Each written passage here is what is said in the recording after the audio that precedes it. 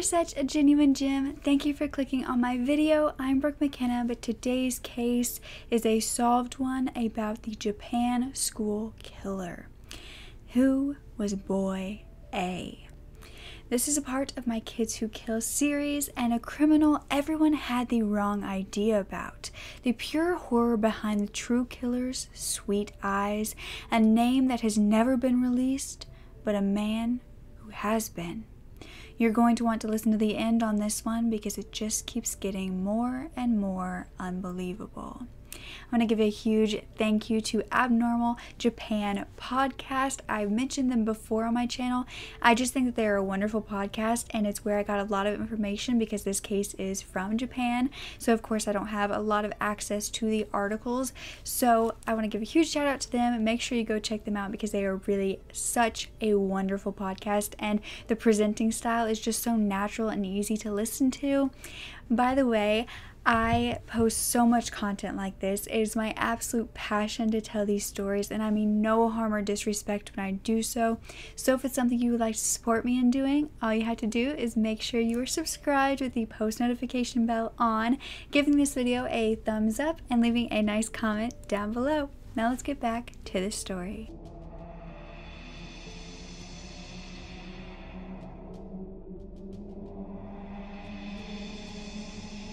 So it was 1997 in Japan, and Ayaka Yamashita lived in Kobe.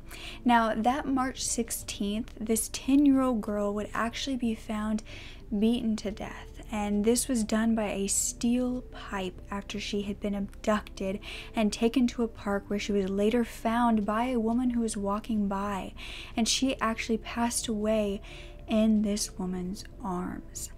This was only the beginning, and a search began, but no killer was ever found. Unfortunately, there is not a lot about the victims and who they were beyond this, and so I'm very sorry that I cannot tell you more about them, but the reason that they were having so much trouble with searching for this killer was because they were looking for a completely different person. And this is because everyone had this idea that, of course, an adult male had to be the one that was attacking these young children. But, in fact, they were looking right past the real monster. Because of that, this killer would strike again, only a month later. Jun Huse also lived in Kobe, and he went to the local elementary school. He was an 11-year-old student, and on May 27th, he had actually been missing for a few days. But that is the day he would be found. Because when all of the children were headed to school that day, luckily a janitor got there prior to any of the kids, because he would find something that no child should ever have to witness, that no human should ever have to witness. But he would walk up to the front of the school, and on the gate would be Jun's head. Now, it had been placed there after it was beheaded with a handsaw. There were also 2 mutilated cats nearby, and this is something that was kind of a reoccurring thing at crime scenes in the area, and it was something investigators had noticed but didn't really know the reasonings for. But as the investigators arrived, they would immediately find a huge clue, and that was because there was a note inside the mouth of Jun. This was a note that was written in red ink, and it said, "This is the beginning of the game. Try to stop me if you can, you stupid police. I desperately want to see people die. It is a thrill for me to commit murder. A bloody judgment is needed for my years of great bitterness." Now, of course, all of this has been translated from Japanese, so it may be a little, misconstrued. I didn't do the translation, but, through the different languages, it could have been a little bit different, but that is what we believe in English he had said. There was also a name signed at the bottom of this letter, and it was Seito Sakakibara, I believe is how you pronounce it, and there were also a few words written in a different language to the police that were looking at it because they were Japanese, and this was written in English. It was at least believed that this killer was trying to write in English, and there were 2 words.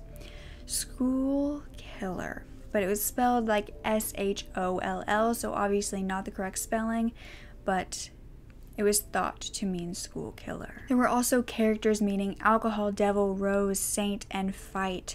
And the most prominent drawing that everybody kind of fixated on was this tiny one. And it was because they all thought that they were familiar with it. In some way or another, it looked very much like something they had seen before.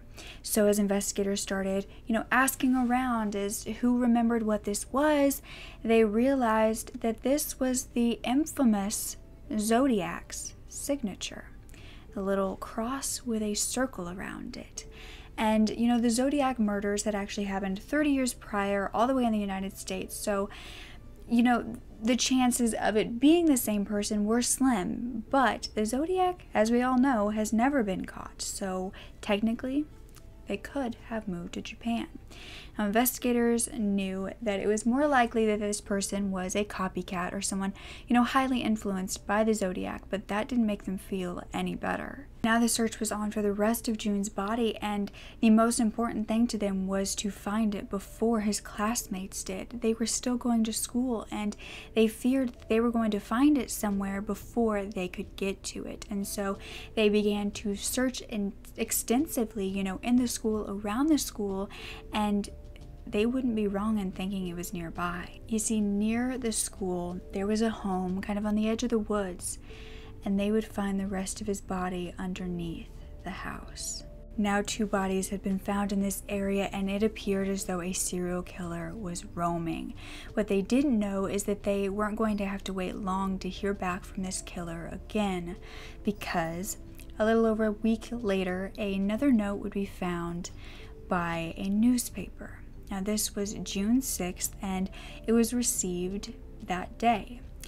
It would have the name Sakakibara on it, again, as the signature, and this is when they said that that was their real name, and that they were responsible for the murder of Jun. So this was an actual confession that, we didn't have an exact words before, but what was next written on this paper was the most concerning part of all, because this killer actually said that more killings would follow. The next letter actually arrived shortly after, and this time it was a brown envelope with no return address, no name at all, and inside was 3 pages with 1,400 words on it, and once again it was all written in red ink. This said, "Now it's the beginning of a game. I am putting my life at stake for the sake of this game.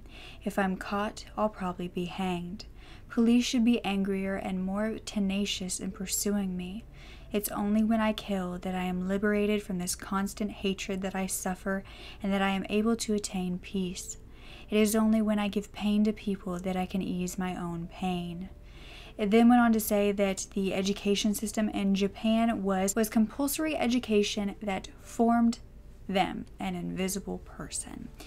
And that basically the school system was to blame for some of this, or to blame how this person turned into a killer. But what was not released to the public was the rest of this letter, which is, believed to have said the rest of the murders details, and that is why they believed that this person was in fact the killer, because they knew a lot more details that nobody else besides the killer would have known, because they kept it silent from the public. When the media caught news of all of this, they of course began to write about it and put out the story that this serial killer was possibly roaming the area. The only problem was they got the name wrong, and actually were referring to him as Onibara instead of Sakakibara, and so this new name actually meant Demon's Rose, and this is not what the person had signed the letter. Now, this was actually said to be a mistake on their part, and they just translated it wrong, but because of this, another letter would be written. This time it would say, "From now on, if you misread my name or spoil my mood, I'll kill 3 vegetables a week. If you think I can only kill children, you are greatly mistaken." Now, vegetables were actually said to be children or human with developmental disabilities such as Jun. It was actually then found that prior to Ayaka's murder, the first murder we talked about, 3 young girls had actually been attacked in the area but had thankfully survived, and 500 investigators were working on this case at the time. Parents were super uneasy about sending their children to school. They thought, that was the crime scene. And for a place that's supposed to be a kid's safe zone to be a crime scene would cause some concern. So they began dropping their children off and picking them up from school. So there was no way that, between school and home, they could be harmed. So everyone was really on edge. Now, this is a part of the story that I wish we knew a little more about, and that is how exactly this killer was caught. I will go into some theories as to how we believe he was caught here in a little bit, but everyone was, on edge looking for this killer. And they would first have to come to terms with the fact that they were searching for a completely wrong individual. Because this wasn't a man. This was a boy. A killer child. Now, 22 days after the letter had been sent to the newspaper confessing to the murder of Jun, a suspect would be arrested. His name wasn't Seto Sakakibara. This was a 14-year-old boy, a junior high school student. This meant that in the United States he would have been in 8th grade. Now, he was being charged with murder. His diary was also found, and this had very concerning details written inside. I mean, he had said on March 16th, the day of Ayaka's murder, that I carried out sacred experiments today to confirm how fragile human beings are. I brought the hammer down when the girl turned to face me. I think I hit her a few times, but I was too excited to remember. 7 days after this would be another entry. This time it was about, this boy saying that his mother had come to him after seeing the news and saying that the poor girl who was attacked, who was Ayaka, died. He then wrote in his journal basically that he was so excited that he hadn't been caught and that he thanked Shinigama, or the god of death, for protecting him and asked for more protection. So at this point, seeing this diary, they were pretty certain that they had the correct killer, not only for Jun, but now for Ayaka too, and they had no idea if they could connect the two, if they were connected at all. The boy then confessed to both of the murders as well, and then confessed to attacking the 3 girls prior. The diary was also not the only thing found in this boy's home.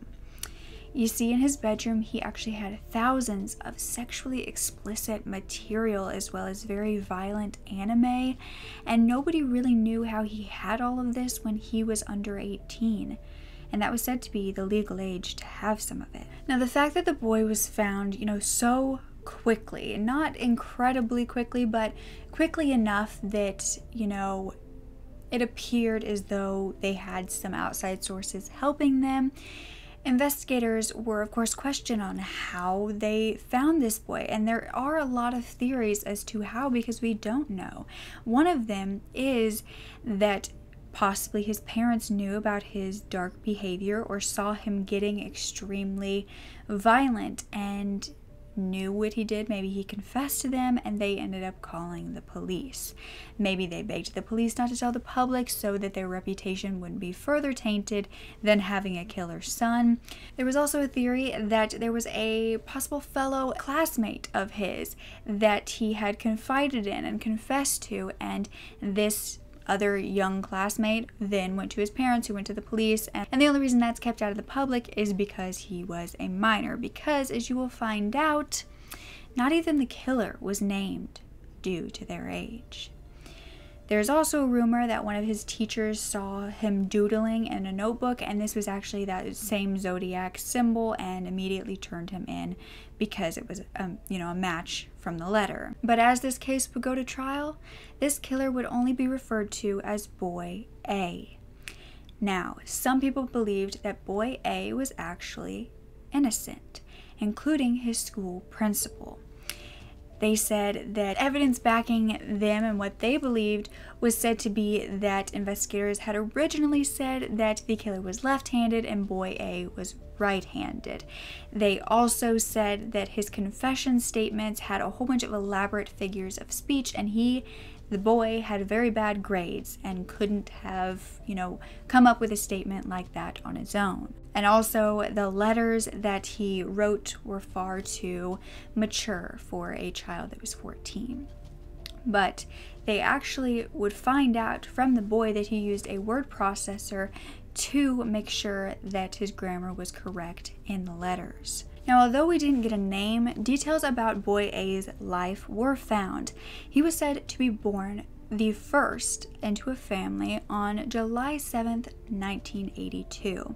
Now, his strange behavior actually started quite young, and when he was only in elementary school, he started carrying around knives.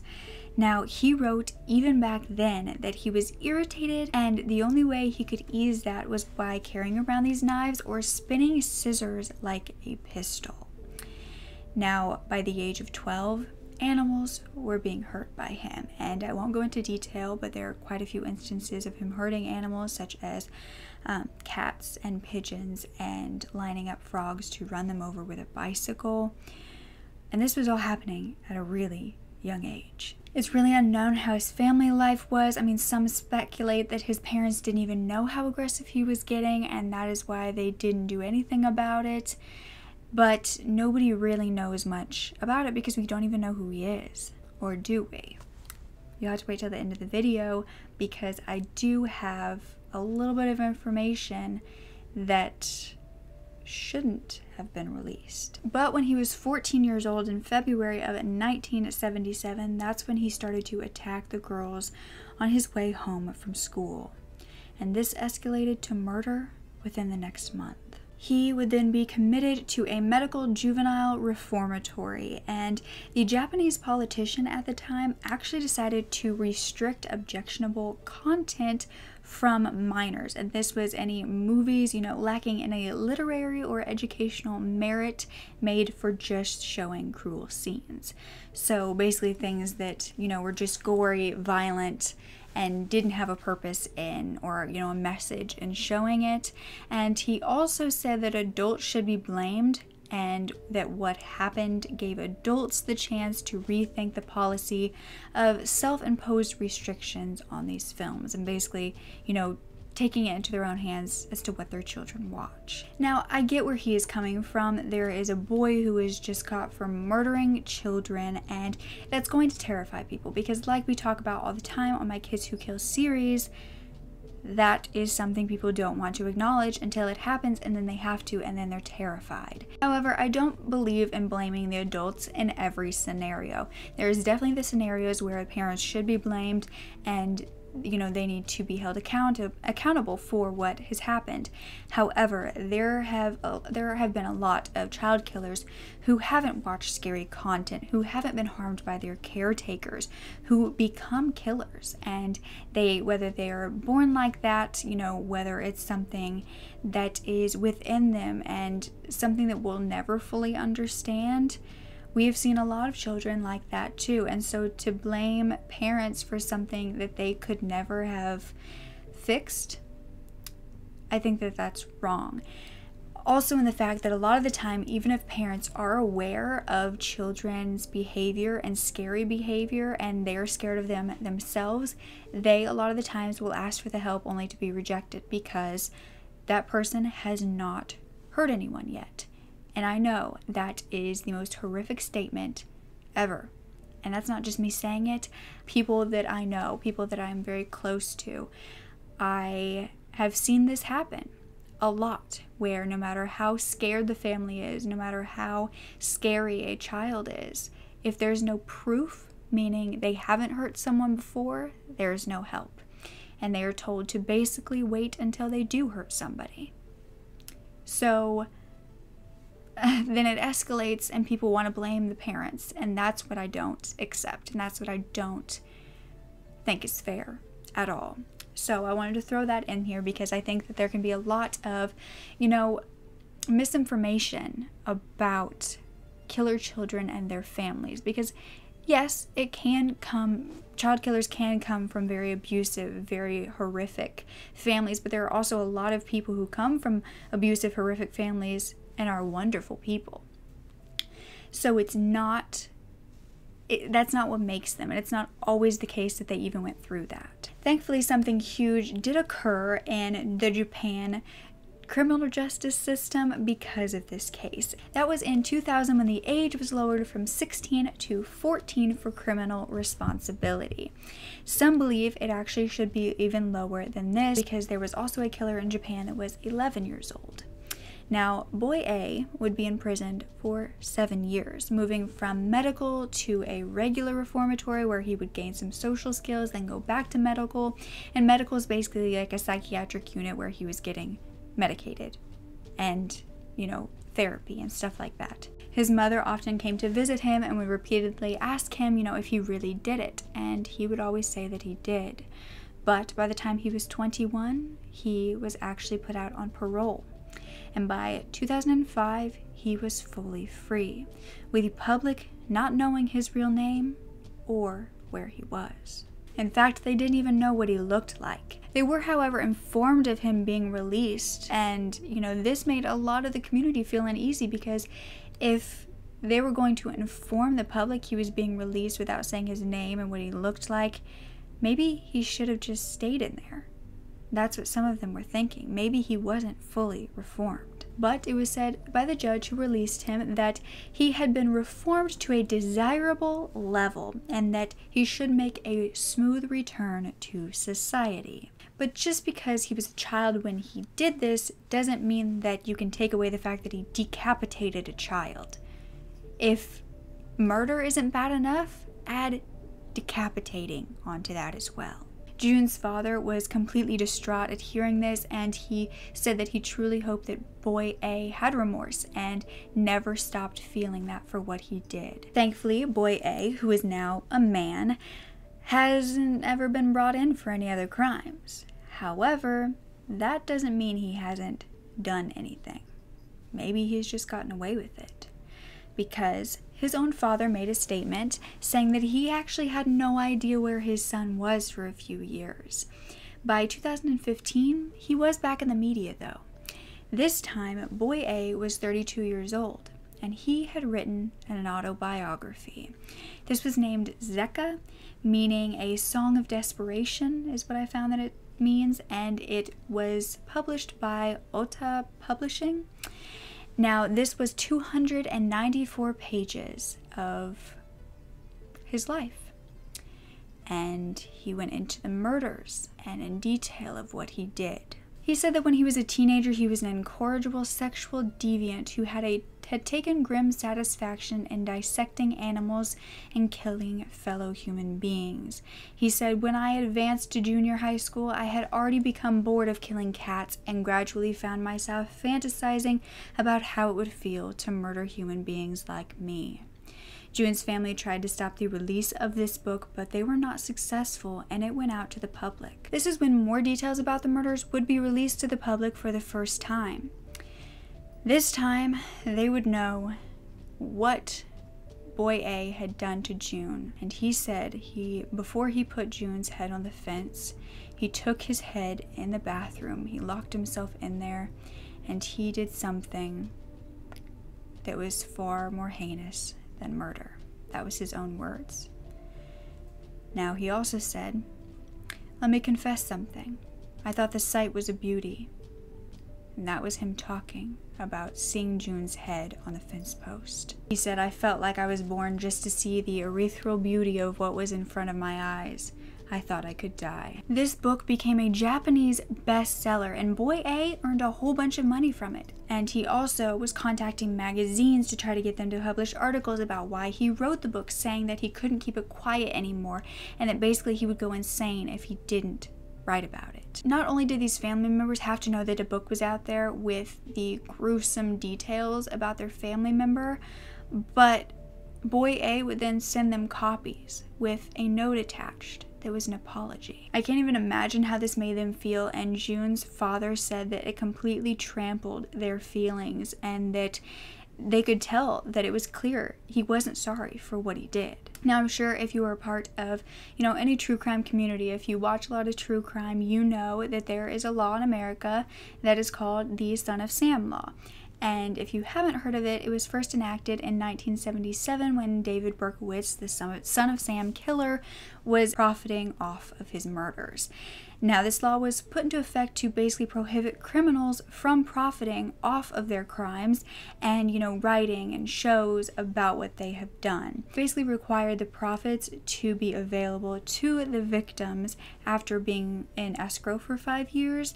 And then, to retrieve the money, the victims would actually have to file a civil money judgment against the criminal. However, that's not, the end of the law. There's actually a lot that's, gone into it through the years. And 12 years later, in 1989, a publishing company called Simon & Schuster actually filed a lawsuit against New York State Crimes Victim Board because of this law on behalf of Henry Hill, which was a former mafia member.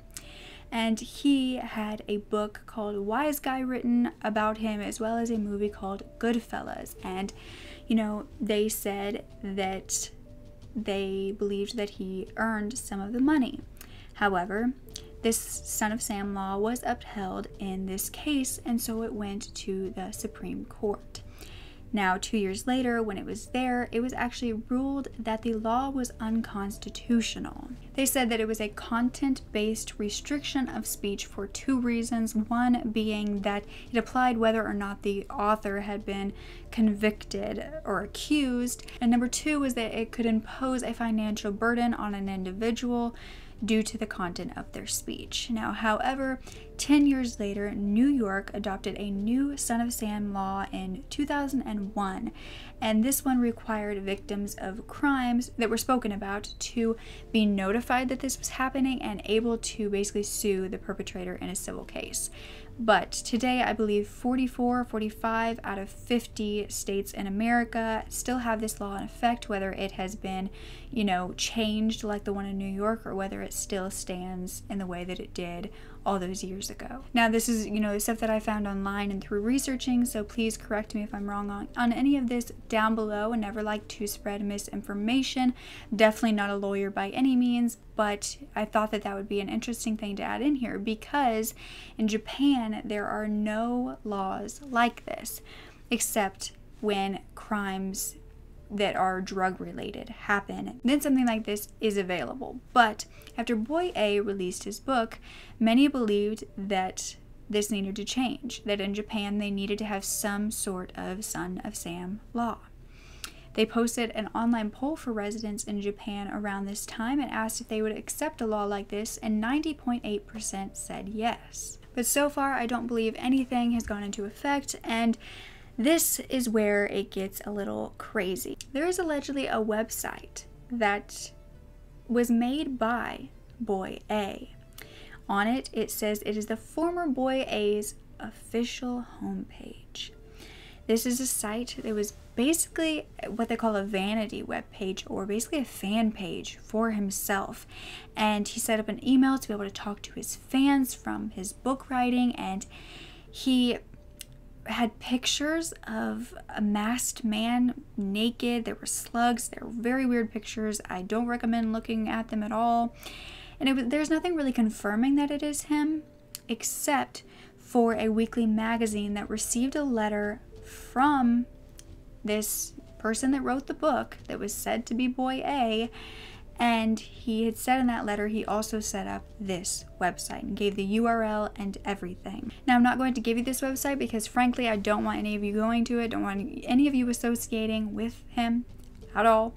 But also the fact that all the links I tried no longer actually take you to a website, which I think is probably for the best. It said that he made this so he could post updates about his life. He said that he was 5'4", 120 pounds, and suffering from delusions.